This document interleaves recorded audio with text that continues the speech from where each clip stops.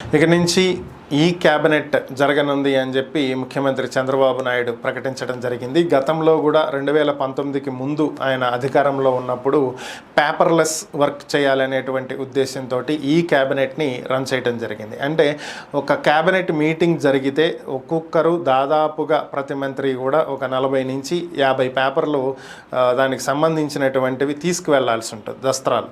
So అయితే వీటన్నింటినీ తగ్గించడానికి, ఈ పేపర్ వర్క్ తగ్గించడం కోసం అప్పట్లోనే ఈ క్యాబినెట్ని రన్ చేసేవాళ్ళు. అంటే ఆ శాఖకు సంబంధించినటువంటి వివరాలు ఏవైనా సరే ఆన్లైన్ ద్వారా తీసుకునేటువంటి ఏర్పాట్లు చేసుకోవటం జరిగింది.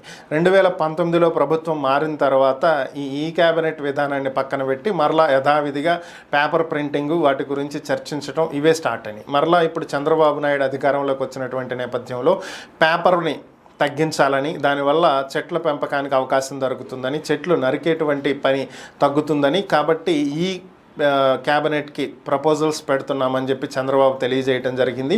దీంట్లో భాగంగా క్యాబినెట్ మినిస్టర్లందరికీ కూడా ఐప్యాడ్లు ఇవ్వనున్నట్లుగా తెలియజేశారు. ఈ ఐప్యాడ్లలో కావాల్సినటువంటి సమాచారం మొత్తం పొందుపరుస్తారు. దాన్ని క్యాబినెట్కి వచ్చేటప్పుడు మంత్రులు ఆ ఐప్యాడ్ ద్వారా కావాల్సినటువంటి దస్త్రాలను తీసుకోవచ్చు.